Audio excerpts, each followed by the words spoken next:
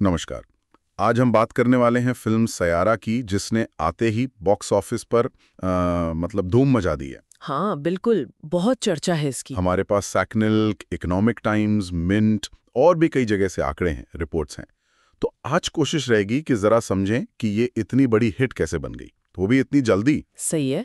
देखते हैं नंबर्स क्या कहते हैं। चलिए, तो सबसे पहले भारत की कमाई देखते हैं, नेट कलेक्शन, हम्म। मतलब टैक्स वगैरह हटा के। सैकनिल के हिसाब से पहला दिन शुक्रवार था करीब 21.5 करोड़। अच्छी ओपनिंग। फिर दूसरे दिन शनिवार को ये बढ़कर हो गया 26 करोड़। ये हुई लगभग 21% की ग्रोथ। अच्छा जंप है शनिवार के लिए। और रविवार को तो आंकड़ा और ऊपर गया, 35.75 करोड़। मतलब शनिवार से भी करीब 37% ज्यादा। वाओ, ये रविवार वाला आंकड़ा तो कमाल का है। साफ दिख रहा है कि वीकेंड में पॉजिटिव वर्ड ऑफ माउथ फैला है। हाँ, मतलब ओपनिंग वीकेंड सिर्फ 3 दिन में नेट कलेक्शन 83 करोड़ पार कर गया। मतलब गिरावट तो थी रविवार से, पर बहुत ज्यादा नहीं। और शुक्रवार से तो ज्यादा ही था। ये बहुत खास बात है। मंडे का कलेक्शन फ्राइडे से ज्यादा होना ये बहुत कम देखने को मिलता है। और फिर मंगलवार को फिर थोड़ी बढ़त, 25 करोड़। अच्छा, मंगलवार को फिर ऊपर। हाँ, तो मतलब सिर्फ 5 दिनों में इंडिया नेट कलेक्शन हो गया 132 करोड़ 25 लाख। कमाल है। ये दिखाता है कि फिल्म सिर्फ शुरुआती हाइप पर नहीं चल रही, बल्कि सच में लोगों को पसंद आ रही है। ये जो मंडे ट्यूसडे का ट्रेंड है, ये बहुत सॉलिड है। सही कहा। अब जरा दुनिया भर की कमाई यानी ग्रॉस कलेक्शन की बात करें। हाँ, ग्लोबल पिक्चर क्या है? तो ओपनिंग वीकेंड में ग्लोबली ग्रॉस कलेक्शन था लगभग 119 करोड़ रुपए। ठीक है। और 5 दिनों के बाद अलग अलग सोर्सेज थोड़ा अलग बता रहे हैं, पर रेंज है 150 करोड़ से 188 करोड़ के बीच।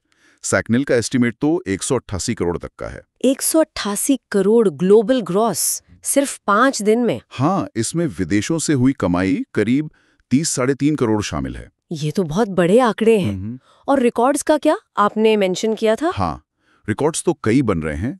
सबसे बड़ा तो ये कि ये किसी भी हिंदी फिल्म जिसमें डेब्यू कलाकार हों, उसके लिए अब तक का सबसे बड़ा ओपनिंग वीकेंड है। 83 करोड़ नेट। ये बहुत बड़ी बात है, नए चेहरों के साथ इतना बड़ा भरोसा दिखाना दर्शकों का। और सिर्फ 4 दिनों में ही फिल्म ने इंडिया नेट 100 करोड़ का आंकड़ा पार कर लिया था। 5 दिन में 130 करोड़ पार। फास्टेस्ट में से एक हो गई फिर तो ये। बिल्कुल।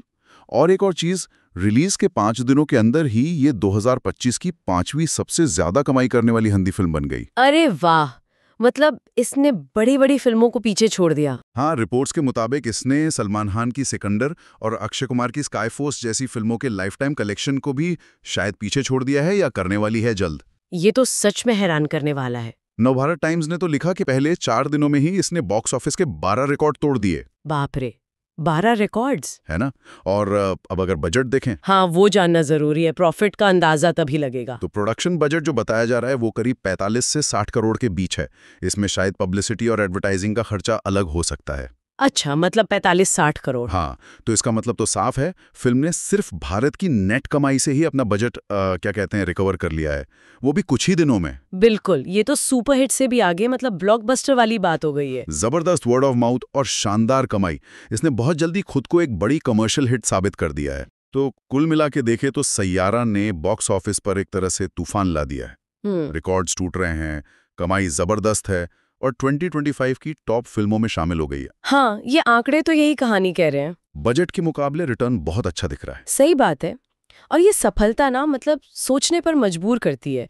इन नंबर्स के पीछे क्या है?